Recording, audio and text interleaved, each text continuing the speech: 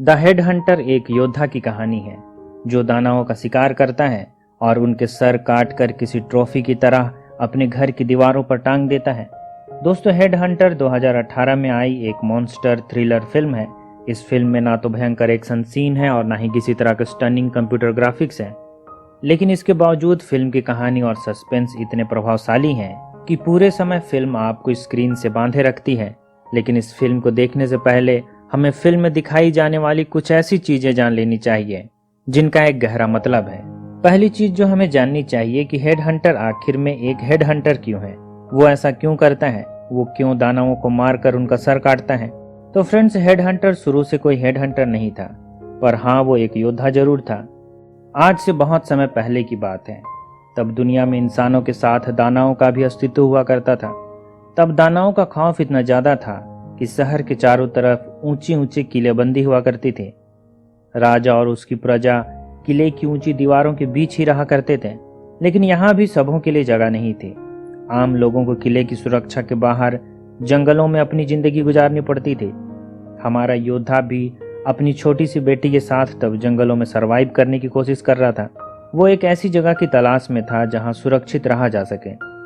लेकिन उसकी ये तलाश अचानक तब खत्म हो जाती है जब एक दिन जंगल में एक दानव उसकी बेटी को अपना शिकार बना लेता है और उसे मार देता है।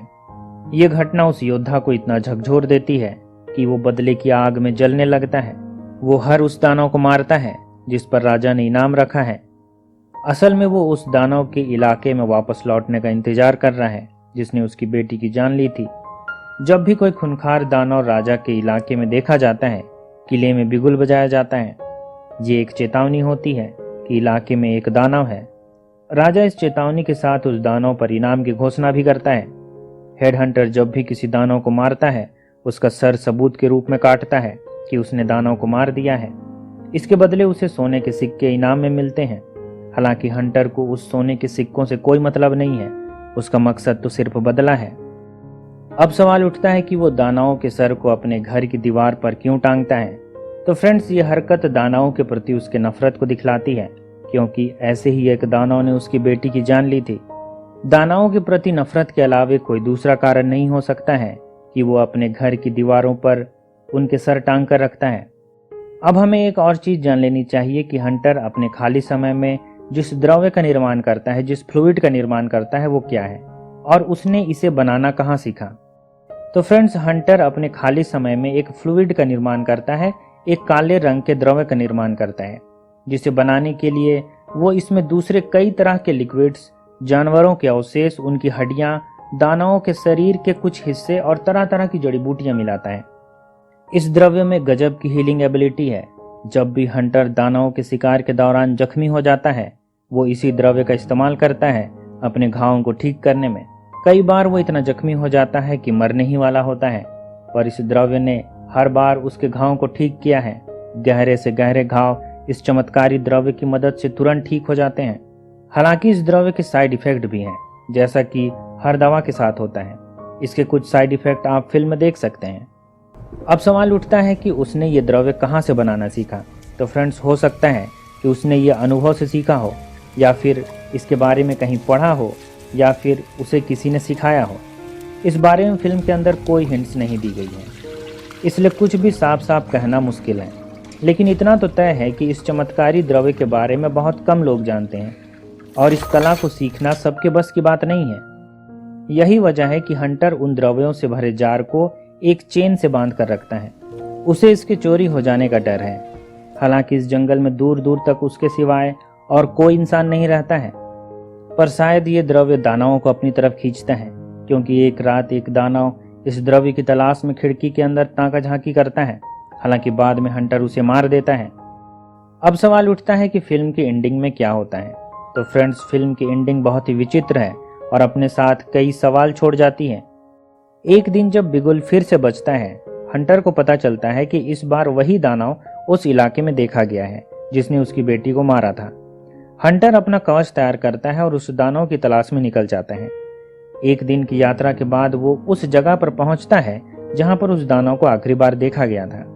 दोनों में घमासान युद्ध होता है, पर चूंकि हंटर ने पहले भी कई दानवों को मारा है और अब एक माहिर शिकारी बन चुका है, इस दानव को बड़ी ही आसानी से मार देता है और उसका सर काटकर उस पर रखा गया इनाम राजा से ले लेता है। अब चूंकि उसे सर दीवार पर टांगने का शौक है, वो उस दानव का सर भी लेकर अपने घर पहुंचता है और एक कोने में उस सर को फेंक देता है। हंटर उस सर को दीवार पर टांगने से पहले अपनी बेटी के कब्र के पास जाता है, जो उसके घर के पास में ही है।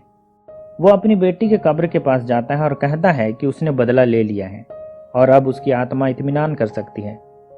इधर घर पर खिड़की के पास रखा जार जिसमें काला द्रव्य भरा हुआ है, हवा के जोर से नीचे गिर जाता है। ऐसा पहले भी होता रहा है कि खिड़की के हवा के बार बार खुलने और बंद होने की वजह से जार नीचे गिरा हो, पर इस बार हंटर को यह लापरवाही महंगी पड़ती है। इस बार जब जार नीचे गिरता है, उस पर भरा लिक्विड दानव के कटे हुए सर पर जाकर गिरता है और दानव का सर फिर से जिंदा हो जाता है। जब हंटर घर लौटता है, यहाँ उसे दानव का सर नहीं मिलता है। वो समझ जाता है कि द्रव्य के गिरने की वजह से दानव का सर जिंदा हो चुका है। दानव का सर सिर से जुड़े स्पाइन की मदद से घिसटता हुआ उसकी बेटी के कब्र के पास पहुंचता है और खुद के सर को हंटर की बेटी से जोड़ लेता है। दानव के सर को वहां से भागने के लिए एक शरीर की जरूरत थी, लेकिन हंटर दानव को फिर से ढूंढ लेता है, पर इस बार उसे ना सिर्फ दानव को दोबारा मारना है, बल्कि उसे उसकी बेटी के बचे हुए अवशेष से भी दानव को अलग करना है, जो कि उसके लिए दुखदायी काम है। दानव उससे बचने के लिए उसकी बेटी की आवाज निकालता है, पर हंटर उस पर किसी भी तरह का रहम नहीं करता है और उसके सर पर चाकू से इतनी बार हमला करता है कि उसकी खोपड़ी टूटकर अलग हो जाती है और भेजा बाहर आ जाता है। बाद में हंटर अपनी बेटी के बचे हुए अवशेष को फिर से दफन कर देता है। हंटर को लगता है कि अब फाइनली उसका बदला पूरा हो गया है और वो चैन से रह सकेगा, पर उसे पता नहीं है कि वो काला द्रव्य ना सिर्फ घावों को ठीक कर सकता है और मुर्दों को जिंदा कर सकता है, ये असल में किसी भी जीव को अमर बना सकता है। जब दानव के सर पर वो काला द्रव्य गिरा था, दानव के सर में जान आ गई थी और वो घिसटता हुआ वहां से बाहर चला गया था। तब इस बात की पुष्टि करने के लिए कि ये द्रव्य मुर्दा जीवों को भी जिंदा कर सकती है, हंटर एक मरे हुए मकड़े पर इस द्रव्य की कुछ बूंदें डालता है। ऐसा करने पर मकड़ी जिंदा हो जाती है। ये देखने के बाद कि मकड़ी फिर से जिंदा हो गई है, हंटर मकड़ी को मसल कर वहां से चला जाता है, पर मकड़ी मसल दिए जाने के बावजूद मरती नहीं है। वो फिर से अपनी बॉडी को रिस्टोर कर लेती है और जिंदा हो जाती है। चूंकि हंटर ने मकड़ी को मसल दिए जाने के बाद फिर से जिंदा होते हुए नहीं देखा है, उसे पता नहीं है कि इस द्रव्य में अमरत्व देने की क्षमता है। दानव का सर भी कुछ ही देर में खुद को रिस्टोर कर लेता है और एक दिन मौका पाकर हंटर को मार देता है और उसका सर काटकर दानवों के सर के साथ दीवार पर टांग देता है और हंटर के शरीर से खुद के सर को जोड़ लेता है। अब एक सवाल यहाँ पर उठता है कि क्या हंटर मर चुका है? तो फ्रेंड्स, इसका जवाब है कि नहीं, हंटर मरा नहीं है, क्योंकि हंटर ने भी कई बार उस काले द्रव्य का इस्तेमाल किया है। वो अक्सर अपने घावों को ठीक करने में इस द्रव्य का इस्तेमाल करता था।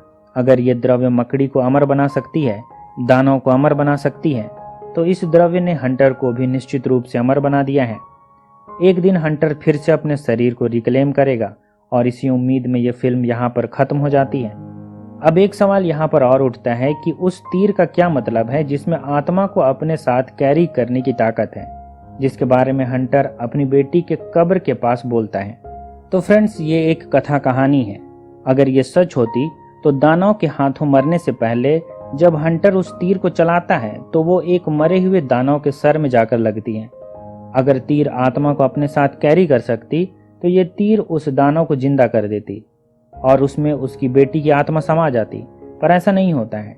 और हंटर को भी इस कथा कहानी पर यकीन नहीं था, क्योंकि वो एक समय अपनी बेटी के कब्र के पास ये कहते हुए उस तीर के सिरे को रख देता है कि it's an arrowhead from the last radian city. They said that this arrow can carry soul to the after life. I don't believe in it, but here you go. इसका मतलब है कि ये तीर आखिरी बचे हुए रेडियन शहर से है। वे कहते थे कि मरने के बाद इसमें आत्मा समा जाती है, पर मुझे इन सब बातों पर यकीन नहीं है, लेकिन तुम्हारे लिए इसे यहाँ पर छोड़ देता हूँ। दोस्तों, हेड हंटर एक ऐसी फिल्म है जिसमें डायलॉग्स बहुत कम हैं, इसलिए अगर आप इंग्लिश में अनकंफर्टेबल हैं तो भी इस फिल्म को बिना किसी दिक्कत के साथ देख सकते हैं, क्योंकि फिल्म में डायलॉग्स की ज़्यादा भूमिका नहीं है। इसमें विजुअली सब कुछ बतलाने की कोशिश की गई है। ये एक ऐसी फिल्म है जो बतलाती है कि लो बजट में भी अच्छी फिल्में बनाई जा सकती हैं। दोस्तों अगर आपको ये एक्सप्लेनेशन पसंद आया है तो वीडियो को लाइक, शेयर और सब्सक्राइब करें और साथ में बेल आइकन भी दबा दें